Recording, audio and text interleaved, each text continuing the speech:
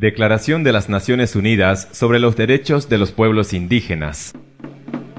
Artículo 1. Los indígenas tienen derecho, como pueblos o como personas, al disfrute pleno de todos los derechos humanos y las libertades fundamentales reconocidos por la Carta de las Naciones Unidas, la Declaración Universal de Derechos Humanos y la Normativa Internacional de los Derechos Humanos.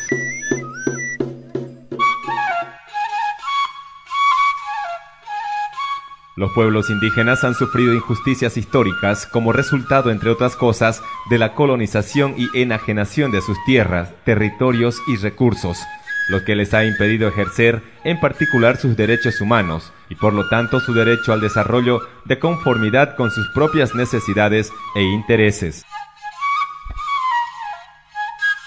Sin embargo, el pasado mes de septiembre, mediante la Declaración de las Naciones Unidas sobre los Derechos de los Pueblos Indígenas, se constituye un nuevo paso importante hacia el reconocimiento, la promoción y la protección de los derechos y las libertades de los pueblos indígenas en todo el mundo, principalmente en nuestro país. Erwin Cuellar, dirigente guaraní, opina al respecto. Es una lucha y es un proceso de larga batalla que han tenido los movimientos, tanto indígenas y campesinos, para que hoy haya culminado, digamos, una primera fase, ¿no?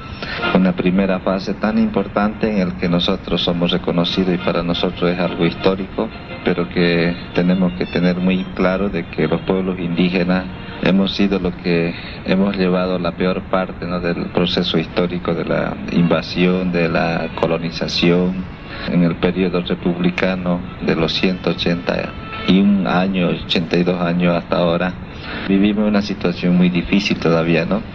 Creo que para nosotros esta declaración de los pueblos indígenas aprobada en las Naciones Unidas significa mucho para nosotros. Urge la necesidad de respetar y promover los derechos de los pueblos indígenas que derivan de sus estructuras políticas, económicas, sociales y de sus culturas, de sus tradiciones espirituales, de su historia y de su concepción de la vida, especialmente los derechos de sus tierras, territorios y recursos.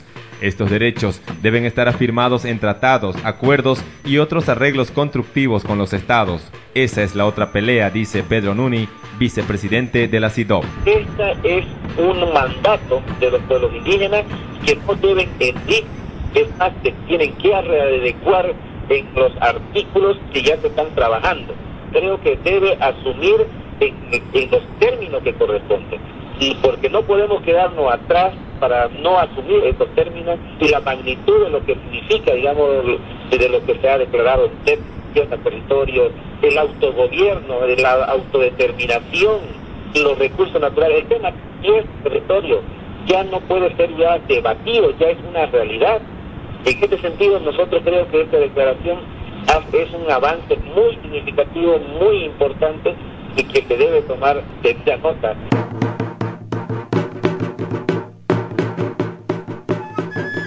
Queda ahora que los gobiernos cumplan y apliquen eficazmente todas sus obligaciones para con los pueblos indígenas, en particular lo relacionado a los derechos humanos.